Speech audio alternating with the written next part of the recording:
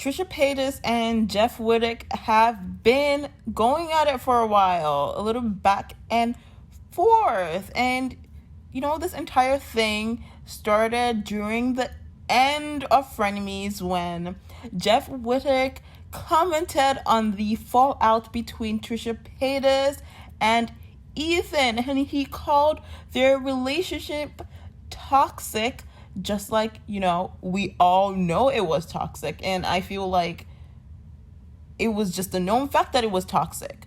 However, Trisha Paytas did not like that comment, and she went off on Jeff on Twitter, saying that he's talking when his bestie almost killed him for a vlog. And that, honestly slapped. But you know what, Trisha, that's a little bit too much, because they are using someone else's trauma against them for what? For being upset that someone mentioned a known fact. We all knew from the start, from the very start, that this was going to be something that ended not so cutely, because we all know Trisha Paytas, and we know that things usually end that way. And, it's a constant cycle until they decide to put a stop to that sort of behavior. Back at me by saying, "Oh, your friend almost killed you." Yeah, I didn't want that to happen.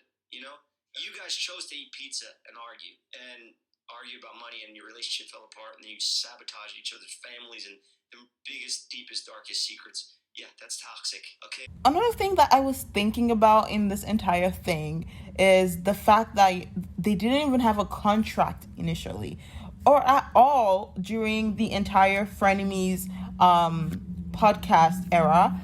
And with something that big, and I don't also think that they knew was going to get that big, but with something that big, especially when it was getting that big, I feel like they should have implemented some sort of contract guidelines to also make the show more stable, more professional, because that would have made everything more transparent for Trisha, because some of the concerns she had was with regards to like having control and pay. And even if some of her claims were outrageous, if a contract was in place, then it would have been very clear on paper, and you could refer to paper trail as to why things were a certain way. And I feel like a lack of contract or a written agreement led to a toxic relationship, because they blended a family relationship with a business relationship. And you know what the saying is?